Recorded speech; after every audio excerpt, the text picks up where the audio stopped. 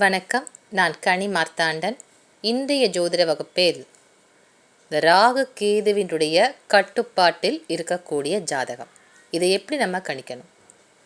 எல்லா ஜாதகத்திலுமே ராகு கேது உண்டு. ஆனாலும் ராகு கேதுவினுடைய கட்டுப்பாட்டில்தான் இந்த ஜாதகம் இயங்குகிறது. மற்ற கிரகங்கள் அதிகமாக செயல்பட முடியாத ஒரு ஜாதக நிலை. இது எப்படி நம்ம ஜாதகத்தில் தெரிஞ்சு கொள்ளலாம்? ஏன்னா ராகு கேது என்றாலே பலம் வாய்ந்த கிரகங்கள் இல்லையா, கர்ம பிரதிநிதிகள் அப்படின்னு சொல்லுவோம். அப்போ இந்த கர்ம பிரதிநிதிகளுடைய பலத்தால் ஒரு ஜாதகம் இயங்குகிறது என்றால் கர்ம பலனை முழுமையாக ஜாதகர் அணிவிக்க பிறந்திருக்கின்றார். கர்ம பலன்கள் தொடரக்கூடிய ஒரு ஜாதகம் என்றாலே அதிகமான தடைகள் என்பது ஜாதகருக்கு இருக்கும்.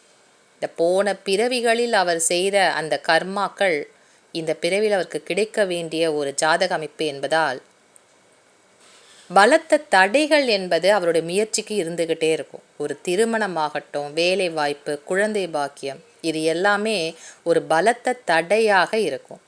எடுக்கக்கூடிய முயற்சிகளுக்கு தோல்வியாகவே இருக்கும். தோல்விகளை வரிசைப்படுத்தினா ரொம்ப அதிகமாகவே இருக்கும். அதே நேரத்தில் இந்த ஜாதகருக்கு வாழ்க்கையே ரொம்ப சலிப்பாக இருக்கும். திடீரென்று வாழ்க்கையை புரட்டி போடக்கூடிய சம்பவங்கள், எதிர்பாராத சம்பவங்கள், இப்படியெல்லாம் நடக்குமானே எதிர்பார்க்காத கோணத்தில் சில சம்பவங்களும் ஜாதகருக்கு நடக்கும். அவைதான் இந்த ராகு கேதுவினுடைய கட்டுக்குள் இருக்கக்கூடிய ஜாதகம். இதை எப்படி நம்ம ஜாதகத்தில் தெரிஞ்சுக்கலாம்? அதற்கு முன்பாக ராகு கேது என்றால் என்ன, அதை பற்றின சில விளக்கங்களையும் தந்துட்டு அதுக்கப்புறம் இதற்குரிய ஜாதக அமைப்பை எப்படி கணிக்கணுன்றதுக்கான விதிகளும் இன்னைக்கு ஜோதிட வகுப்பில் நீங்கள் தெரிஞ்சுக்க போகிறீங்க. ராகு கேது என்பது சாயா கிரகங்கள் மட்டும் கிடையாது, கர்மாவை பிரதிபலிக்கக்கூடிய கிரகங்கள் ராகு கேது தான். ஒருவர் செய்த கர்மா நிழல் போல அவருக்கு தொடர்ந்து வரும் என்பதை சுட்டி காட்டக்கூடிய கோள்கள் இருக்கு அப்படின்னா ராகு கேது தான். ஏன்னா போன பிறவியில் நாம் செய்த அந்த பாவ புண்ணிய கணக்கு என்பது நம்முடைய ஜாதகத்தில் கேதுவின் வழியாக உள்ளே நுழைந்து ராகுவின் வழியாகத்தான் முளைக்கும். அதுதான் ஜாதகத்தில் ராகு கேது எந்த ஸ்தானத்தில் அமர்கின்றார்களோ அதன் மூலமாகத்தான் அந்த கர்மா ஜாதகருக்கு பிடிச்சிருக்கு, எந்தெந்த வகையில் நான் போன பிறவியில் தவறுகள் செய்திருக்கோம் அப்படின்றத காட்டக்கூடியவராக இருக்கும். ராகு கேது மிகுந்த பலம் வாய்ந்த கிரகங்கள். எல்லா கிரகங்களை காட்டிலும் ரொம்ப அதிகமான ஒரு பலம் யாருக்குன்னா ராகுக்கு தான் உண்டு. ஏன்னா சூரியனை ராகு மறைச்சிடுவார். இந்த ராகுவை விட ரொம்ப அதிகமான பலம் வாய்ந்தவர் கேது. ஏனென்றால் பிற கிரகங்களுடைய செயல்பாட்டை கேது தன்னுடைய கட்டுப்பாட்டில் வைத்து கொண்டு விடுவார். இந்த ராகு கேதுவை தாண்டி ஒரு கிரகம் வேலை செய்கிறது. பூர புண்ணிய பலன் ஒரு ஜாதகருக்கு இருந்தால்தான் ஒரு கிரகம் சுதந்திரமாக ராகு கேதுவினுடைய கட்டுப்பாட்டை தாண்டி நமக்கு வேலை செய்யும். ஏனென்றால் ராகு கேது எந்த ஸ்தானத்தில் இருக்கின்றார்களோ அந்த ஸ்தானத்திற்கு 1, 5, 9 ஆகிய திரிகோணங்களில் இருக்கக்கூடிய கிரகங்களை தங்களுடைய கட்டுப்பாட்டில் கொண்டு விடுவார்கள். இந்த உதாரண ராசி கட்டத்தில் ராகு நிற்கக்கூடிய வீடு ரிஷப வீடு, கேது நிற்கக்கூடிய வீடு விருச்சிக வீடு. அப்போ ராகு நின்ற ஸ்தானத்திற்கு 1, 5, 9. அப்போ ரிஷபம், அதுக்கு அடுத்தபடியாக கன்னி வீடு, மகர வீடு. இந்த வீடுகளில் என்ன கிரகங்கள் இருந்தாலும் அது ராகுவினுடைய கட்டுப்பாட்டில் இயங்குவதாக அர்த்தம். அதே போல் கேது நிற்கக்கூடிய வீடு விருச்சிக வீடு. இந்த கேது நின்ற ஸ்தானத்திற்கு 1, 5, 9 என்று வருகின்ற பொழுது மீன வீடு, கடக வீடு, விருச்சிக வீடு. இந்த நீர் ராசிகளில் எந்த கிரகங்கள் நின்றாலும் கேதுவினுடைய ஆளுமைக்குள் கட்டுக்குள் இருக்கக்கூடிய கிரகங்களாக எடுத்துக்கணும். அப்போ இது வரைக்கும் நீங்கள் பார்த்தாலே இந்த ராகு கேதுவினுடைய பிடியில் இருக்கக்கூடிய கிரகங்கள் 6 ராசிகளை தங்களுக்குள் வைத்திருக்கின்றார்கள் அப்படின்றது புரிஞ்சிருக்கும். அடுத்தபடியாக இந்த ராகு கேதுவினுடைய மையப்புள்ளி, இது ஆங்கிலத்தில் மிட் பாயிண்ட் அப்படின்னு சொல்லுவாங்க. இந்த ராகு கேதுவினுடைய மையப்புள்ளியை நம்ம பார்க்கணும். இந்த ராகு நின்ற ஸ்தானத்திற்கு அப்படியே ஆன்டி கிளாக் வைஸாக நீங்கள் எண்ணி பார்த்தீங்கன்னா 4 மற்றும் கேது நின்ற ஸ்தானத்திற்கு அதே மாதிரி 4ஆம் இடம், இல்லை 4, 10 அப்படின்ற மாதிரி கூட நீங்கள் கணக்கு எடுத்துக்கலாம். 4, 10 என்ன கிரகங்கள் இருக்கோ அப்போ ராகு நின்ற ஸ்தானத்திலேருந்து 4ஆம் இடமாக வரக்கூடியது கும்ப வீடு. அப்போ கும்ப வீட்டில் இருக்கக்கூடிய கிரகம் இந்த ராகு கேதுவினுடைய கட்டுப்பாட்டில் தான் இருக்குது அப்படின்றத தெரிஞ்சுக்கலாம். ஏன்னா மையப்புள்ளி என்பது மிக வலிமை வாய்ந்த ஒரு ராகு கேதுவினுடைய ஸ்தானம். இருக்கக்கூடிய வீடு விருச்சிக வீடு. அப்போ அதுலேருந்து நீங்கள் ஆன்டி கிளாக் வைஸாக எண்ணி பார்த்தீங்கன்னா அப்போ 4ஆம் இடமாக வரக்கூடியது சிம்ம வீடு. அப்போ சிம்ம வீட்டில் எந்த கிரகம் இருந்தாலும் அது கேதுவினுடைய முழுமையான ஒரு கட்டுப்பாட்டுக்குள்ளே இருக்குதுன்னு தெரிஞ்சுக்கலாம். அப்போ இந்த ராகு கேதுவினுடைய மைய புள்ளியில் எந்த கிரகங்கள் இருந்தாலும் அந்த கிரகங்களும் ராகு கேதுவினுடைய கட்டுப்பாட்டில் தான் இருக்குன்றதை நம்ம தெரிஞ்சுக்க முடியும். இது வரைக்கும் பார்த்தீங்கன்னா 8 ராசிகள் ராகு கேதுவினுடைய பிடியில் தான் இருக்குன்றதை நம்ம தெரிஞ்சுக்க முடியும். இப்படி எல்லா ஜாதகத்திலுமே ராகு கேது எந்த ஸ்தானத்தில் இருக்காங்களோ அந்த ஸ்தானத்திற்கு 1, 5, 9 மற்றும் மைய புள்ளிகளில் எந்த கிரகங்கள் இருந்தாலும் ராகு கேதுவினுடைய கட்டுப்பாட்டில் தான் இருக்குன்றதை நம்ம தெரிஞ்சுக்க முடியும். அதனால்தான் இந்த ராகு கேதுக்கு ரொம்ப வலிமை ஜாஸ்தி ஒரு ஜாதகத்தில்னு சொல்லப்படுவது அதனால்தான். இது மட்டும் கிடையாது, 27 நட்சத்திரங்களில் 6 நட்சத்திரங்கள் ராகு கேதுக்குன்னு இருக்குது. அப்போ ராகுவினுடைய 3 நட்சத்திரங்களான திருவாதிரை, சுவாதி, சதயம் இந்த நட்சத்திரங்கள் இருக்கக்கூடிய வீடுகள் இந்த காம ராசிகளில் இருக்குது. அதே போல் கேதுவினுடைய 3 நட்சத்திரங்கள் அஸ்வினி, மகம், மூலம் இந்த 3 நட்சத்திரங்களுமே தர்ம ராசிகளில் உண்டு. அப்போ இந்த காம ராசியிலும் தர்ம ராசியிலும் இருக்கக்கூடிய கிரகங்களும் இந்த ராகு கேதுவினுடைய கட்டுப்பாட்டில் தான் இயங்குன்றதை நம்ம தெரிஞ்சுக்கணும். ஆக மொத்தம் 10 ராசிகள் ராகு கேதுவினுடைய பிடியில் தான் ஒரு ஜாதகத்தில் இருக்கும். ராகு என்பது அழிவு, பிரச்சனை, கெடுதியை தரக்கூடிய கிரகமாக இருக்கும். கேது என்பது தடை, வழக்கு, வில்லங்கம், பிரிவினை தரக்கூடிய கிரகமாக ஜாதகத்தில் வேலை செய்யும். இந்த கிரகங்கள் எந்த மற்ற கிரகங்களுடன் சேருகின்ற பொழுது அவற்றினுடைய பலன்களை தரவிட மாட்டார்கள். எந்த கிரகத்துடன் சேருகின்றார்களோ அவர்களுடைய பலன்களை குறைத்து தான் ஜாதகருக்கு தருவார்கள். இந்த ராகு கேது அவ்வளோ சீக்கிரத்தில் ஒரு கிரகம் வேலை செய்யறதுக்கு அனுமதிக்க மாட்டார்கள். இப்படி ராகு கேது ரொம்ப பலம் வாய்ந்த கிரகம் என்பது இந்த கலியுகத்தில் சொல்லப்பட்டிருக்க ஜோதிட மொழி. ஒரு ஜாதகத்தில் இந்த ராகு கேதுவினுடைய கட்டுக்குள் இருக்கக்கூடிய கிரகங்களை பற்றி நம்ம விரிவாக இன்றைக்கி ஜோதிட வகுப்பில் பார்க்க போகிறோம். முதல்ல இப்போ நீங்கள் தெரிந்து கொண்டது இந்த ராகு கேது ஏன் ரொம்ப வலிமை வாய்ந்த கிரகம்னு சொல்கிறாங்கன்றதுக்கான விதிகள் உங்களுக்கு புரிஞ்சிருக்கும். கிட்டத்தட்ட 10 ராசிகள் ராகு கேதுவினுடைய கட்டுப்பாட்டில் தான் இருக்குது. இதை நீங்கள் பார்க்கும்போதே நீங்கள் தெரிஞ்சுக்க முடியும். இருந்தாலும் இதுவரைக்கும் நம்ம அதிகமாக பேசப்படாத ஒரு விஷயம் லக்கண புள்ளி. லக்கண புள்ளிக்கு ரொம்ப அதிகமான முக்கியத்துவம் நம்ம தர்றது கிடையாது. எந்த கட்டத்தில் லக்கணம் விழுந்திருக்கு, அப்போ அதுக்குரிய அதிபதியான லக்னாதிபதி எந்த ஸ்தானத்தில் அமர்ந்திருக்காரு, பலமாக இருக்காரா, அவருடன் சேர்ந்திருக்கக்கூடிய கிரகங்கள் என்ன, அவர் மீது படக்கூடிய கிரகங்களுடைய பார்வை என்ன, இது மட்டும்தான் ரொம்ப அதிகமாக நம்ம இது வரைக்கும் கணிச்சிருப்போம். ஆனாலும் இந்த லக்கண புள்ளி தான் ஒரு ஜாதகருடைய தலைவிதி. இந்த தலைவிதியை நிர்ணயிக்கக்கூடிய லக்கண புள்ளியானது ராகு கேதுவினுடைய சாரம் பெற்ற ஜாதகத்தில் இருந்தால் அப்போ அந்த ஜாதகருக்கு முழுமையாகவே இந்த கர்ம பலனை அணிவிக்க பிறந்திருக்காரு அப்படிங்கிறத நம்ம தெரிஞ்சுக்கலாம். முழுமையான ஒரு கட்டுப்பாட்டில் ஒரு ஜாதகம் இருக்கு அப்படின்னு தெரிஞ்சுக்கிறதுக்கு லக்கண புள்ளியை தான் நம்ம ராகு கேதுவினுடைய சாரம் பெற்றிருக்கான்னு பார்க்கணும். இப்போ நீங்கள் பார்க்க இந்த ராசி கட்டத்தில் இந்த காம ராசிகள் என்று சொல்லப்படுகின்ற மிதுனம், துலாம், கும்பம் இந்த ராசிகளில் யாருக்காவது லக்கணம் இருந்தால் அது நிற்கக்கூடிய நட்சத்திரம் என்னன்னு பாருங்க.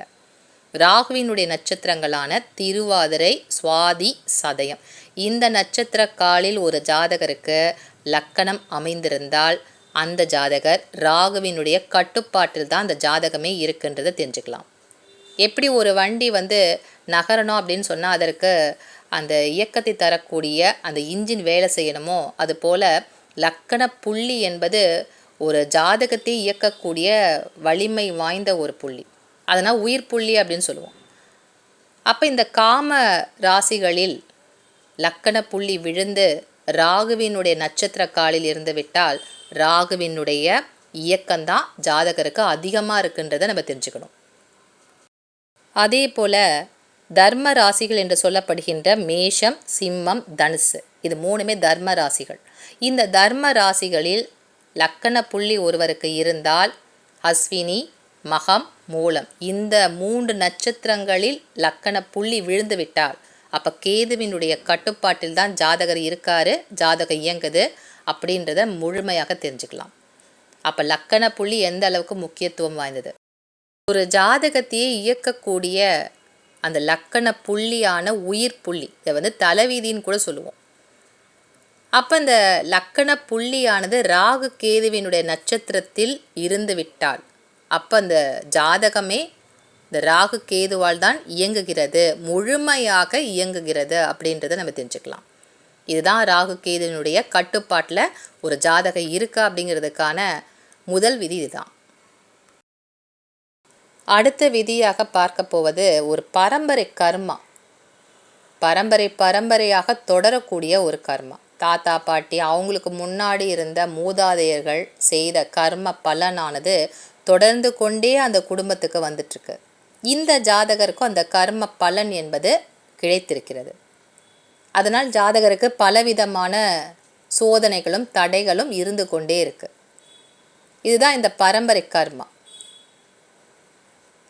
அப்போ ஒரு ஜாதகத்தில் பரம்பரை கர்மா என்பது இருந்தால் அவருக்கு அந்த கர்ம பலனுக்குரிய பாதிப்புகள் இருந்துக்கிட்டே இருக்கும். இதை எப்படி கணிக்கணும்? ராகு எந்த ஸ்தானத்தில் இருக்கின்றாரோ அந்த ஸ்தானத்தில் மாந்தியுடன் அவர் இருக்கணும். ஒரே ராசி கட்டத்தில் மாந்தி இருக்கணும். அப்படி இருக்காரு அப்படின்னு சொன்னால் அந்த பரம்பரை கர்மா என்பது ஜாதகரையும் பிடித்திருக்கிறது அப்படின்றத தெரிஞ்சுக்கலாம். இப்படி இந்த ராகுவுடன் மாந்தி சேர்ந்து ஒரே ராசி கட்டத்தில் இருந்தால் அப்போ அந்த வம்சத்தில் பிறந்தவர்களுக்கு ஏதோ ஒரு வகையில் ஒரு ஊனம் என்பது இருக்கும். யாருக்காவது ஒரு ஊனமானவங்க அந்த குடும்பத்தில் இருப்பாங்க. இந்த ஜாதகருக்கும் அதே மாதிரி ஒரு ஊனமான ஒரு வம்ச வழியை இவராலும் தரக்கூடிய அமைப்பு இருக்கும். இந்த ஜாதகருடைய வழியில் வரக்கூடிய பிள்ளைகளுக்கு ஏதோ ஒரு வகையில் ஒரு ஊனம் என்பது தொடரும். அதாவது பிள்ளைகளுக்கு இருக்கலாம், அப்படி இல்லைன்னா வரக்கூடிய பேர பிள்ளைகள் அவங்களுக்கு இருக்கலாம்.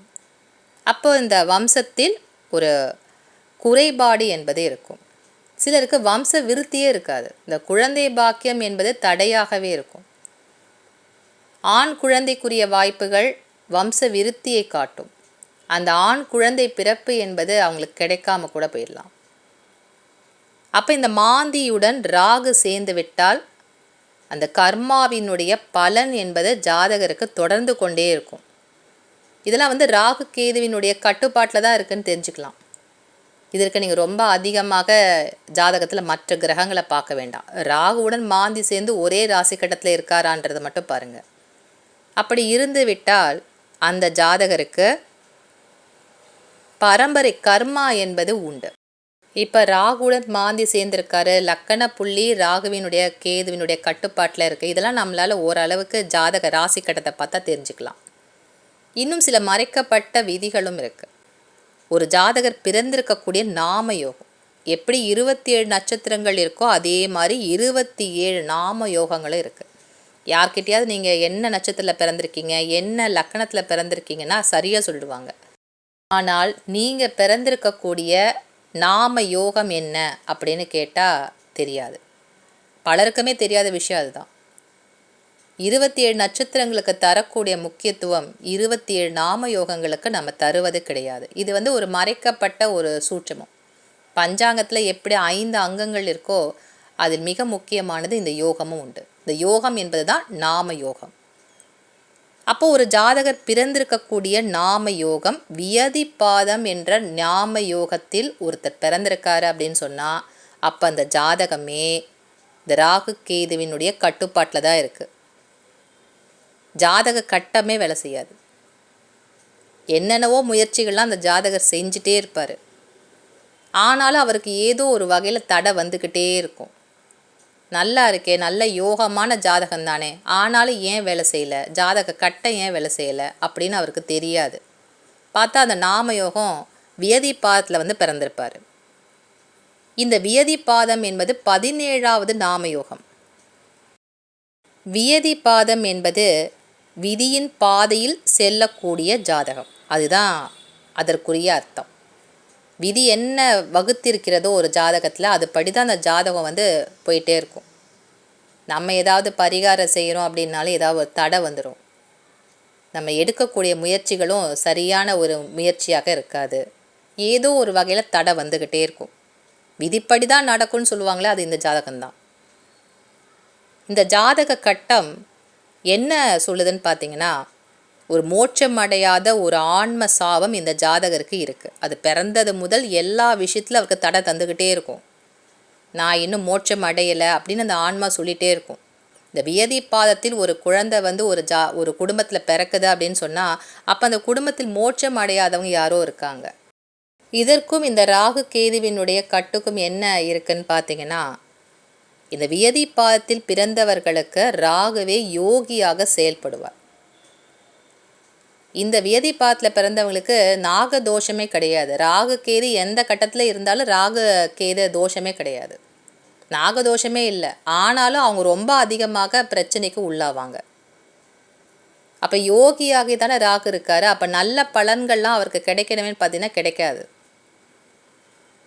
எதிர்பார்க்காத பிரச்சனை வரும். படிக்கும் காலத்திலேருந்தே அவருக்கு பல பிரச்சனைகள் வரும். முக்கியமாக பெண்கள் மூலமாக ஜாதகருக்கு பிரச்சனை வரும். ஆண்களாக இருக்காங்கன்னா பெண்கள் மூலமாக வரும். பெண்கள் ஜாதகமாக இருந்தால் ஆண்கள் மூலமாக படிக்கின்ற காலத்திலேருந்தே பிரச்சனைகள் வந்துக்கிட்டே இருக்கும். அப்போது இந்த வியதி பாதத்தில் பிறந்தவர்களுக்கு ராகு யோகியாக இருந்தாலும் யோக பலனை தரமாட்டார், பிரச்சனை தான் தருவார். இதுவும் வந்து ஒரு மறைக்கப்பட்ட ஒரு சூட்சமமான விஷயம். அப்போ ஜாதகத்தில் நாம யோகம் வியதி பாதத்தில் ஒருத்தர் பிறந்திருக்காருன்னா அவருக்கு ராகுவினுடைய கட்டுப்பாட்டில் முழுமையாக ஜாதகம் இருக்குன்றதை நம்ம தெரிஞ்சுக்கணும். அடுத்த ஜாதக அமைப்பு லக்கணத்திற்கு 10ஆம் இடம் அல்லது மகர வீட்டு ராகு இருக்கணும். இப்படி லக்கணத்திற்கு 10இல் ராகு இருந்தாலும் அல்லது மகர வீட்டில் ராகு ஒரு ஜாதகருக்கு, அது என்ன ஸ்தானமாக இருந்தாலும் பரவாயில்ல, ஆனால் மகர வீட்டில் தனித்த ராகுவாக ஒரு ஜாதகருக்கு அமர்ந்து விட்டால் அவருக்கு அந்த தொடரும் கர்மா என்பது இருக்கு அப்படின்ட்டு தெரிஞ்சுக்கலாம். இது வந்து ஒரு மீள முடியாத கர்மா, வெளியில் வரவே முடியாதபடி அந்த கர்மா வந்து அவருக்கு இந்த பிறவியில் இருக்குன்றத தெரிஞ்சுக்க முடியும். அதான் இந்த 10ஆம் இடம் என்பது ஜீவனஸ்தானம், கர்மஸ்தானம். கால புருஷனுடைய முதல் வீடான மேஷ வீட்டிற்கு 10ஆம் இடமாக மகர வீடு வரும். அப்போ இந்த மகர வீட்டில் ராகு இருந்தாலும் அல்லது லக்கணத்திற்கு 10ஆம் இடத்தில் ராகு இருந்தாலும் அந்த ஜாதகருக்கு தொடரக்கூடிய கர்மா என்பது இருக்குது. அப்போ இந்த ஜாதகமே என்ன விஷயங்கள் நீங்கள் பரிகாரங்கள்லாம் செஞ்சிட்டே போனால் கூட எதிர்பார்க்கக்கூடிய விஷயத்தில் ஏதோ ஒரு தடை வரும். முக்கியமாக இது வந்து ஒரு ஜாதகமே வந்து ராகுவினுடைய கட்டுப்பாட்டில் தான் இருக்குன்றதை நம்ம தெரிஞ்சுக்கலாம்.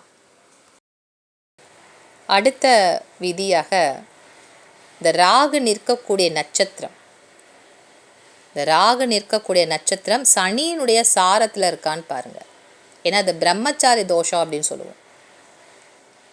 ஒரு வாழ்க்கையில் ஒரு பற்றே இல்லாத நிலையாக இருக்கும். அவர் குடும்ப வாழ்க்கைக்குள்ளே அந்த ஜாதகர் இருக்கணும்னு நினச்சா கூட அவருக்கு ஏதோ ஒரு வகையில் அந்த குடும்ப வாழ்க்கையை கிடைக்க விடாமல் அந்த இல்லத்தில் பெரிய பிரச்சனை தந்துகிட்டே இருக்கும். அப்போ இந்த ராகு நிற்கக்கூடிய நட்சத்திரம் சனியினுடைய நட்சத்திரமாக இருந்தால் அவர் என்ன முயற்சி பண்ணாலும் அந்த குடும்ப வாழ்க்கையிலேருந்து அவர் வெளியில் வந்துடுவார். ஏதோ ஒரு பிரச்சனை அவருக்கு நிழலாய் துரத்தும். சனியினுடைய நட்சத்திரங்களான பூசம், அனுஷம், உத்திரட்டாதி, இந்த 3 நட்சத்திரங்களில் ராகு ஒரு ஜாதகத்தில் இருந்தால் அவருக்கு அந்த இல்லற வாழ்க்கையில் சந்தோஷம் என்பதே இருக்காது. அவருக்கு குடும்ப வாழ்க்கையில் ஒரு நிம்மதி இல்லாத ஒரு சூழல், அது அனுபவிக்க முடியாத ஒரு சூழல் என்பது இருக்கும். ஒன்று கல்யாணம் ஆகாது, கல்யாணம் ஆனாலும் அந்த குடும்ப வாழ்க்கைக்குள்ளே அவங்களால இருக்க முடியாது. இது வந்து ஒரு பிரம்மச்சாரி தோஷம் அப்படின்னு சொல்லுவாங்க. அப்போ என்னென்னவோ நம்ம விஷயங்களுக்கு பரிகாரங்களாக செய்வோம், கல்யாணம் ஆகிடும், குழந்தை பிறப்பு இருக்கும், ஆனாலும் அவங்களால அந்த குடும்ப வாழ்க்கையில் ஒரு நிம்மதியாக இருக்க முடியாது. பற்றே இல்லாத ஒரு இல்லறமாகத்தான் இருப்பாங்க. ஏன்னா ராகு நிற்கக்கூடிய நட்சத்திரம் சனியினுடைய நட்சத்திரம். இந்த ஜாதக அமைப்பும் ரொம்ப யோகமான ஜாதகமாகவே இருந்தாலும் ஜாதகர் ஏதோ ஒரு சன்னியாசி மாதிரி தான் இருப்பார். என்ன யோகங்கள், பலத்த யோகங்கள்லாம் இருக்குது, நல்ல ஒரு பொருளாதார நிலை இருக்குது, எல்லாமே இருக்குது அப்படின்னு சொன்னால் கூட அவர் வந்து ஒரு தனித்த நிலையாக சந்நியாசி போல தான் அவர் வாழ்க்கையை வந்து கடப்பார்.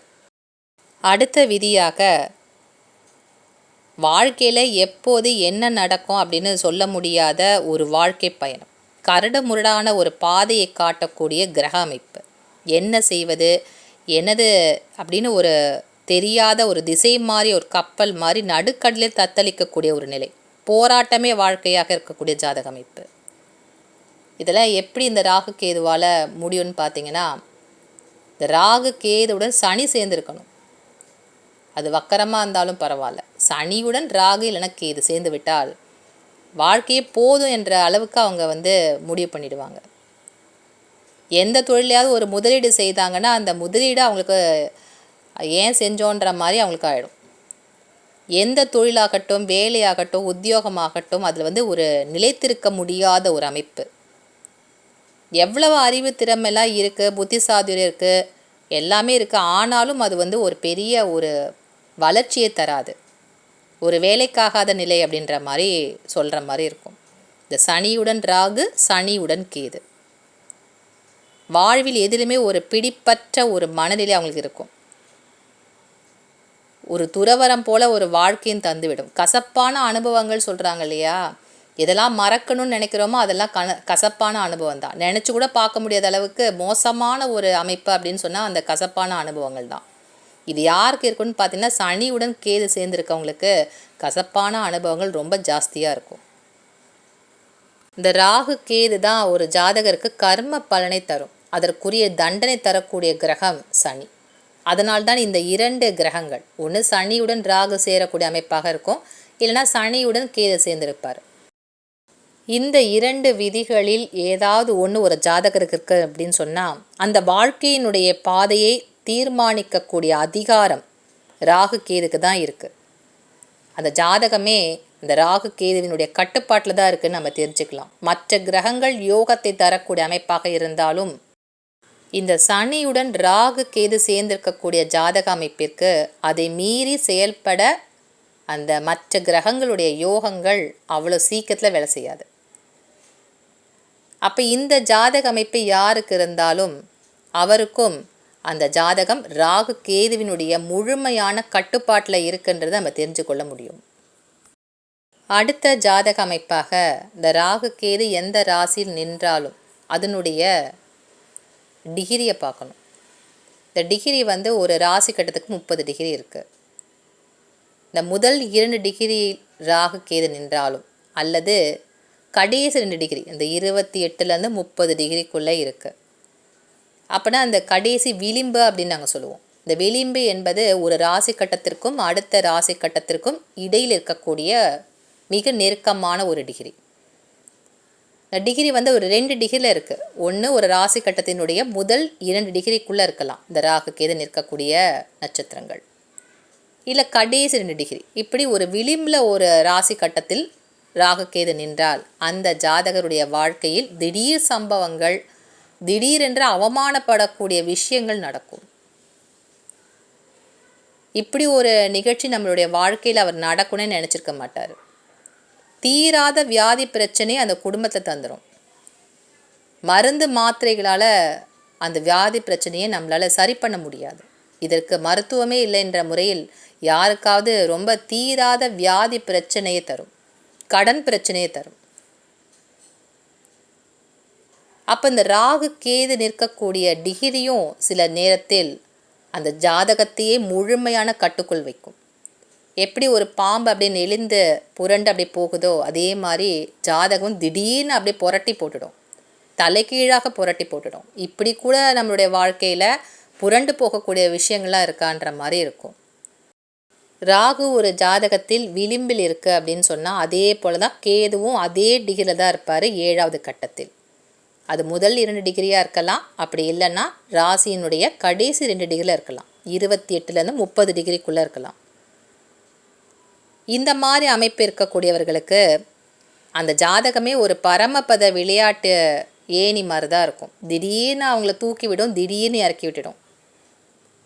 அவங்களால ஒரு நிலையான ஒரு இடத்தை அவங்களால அடைய முடியாது.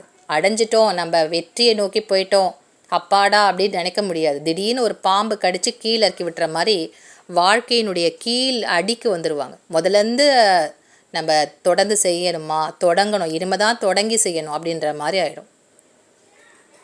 வெற்றி கோட்டை அவங்களால நெருங்க முடியாது.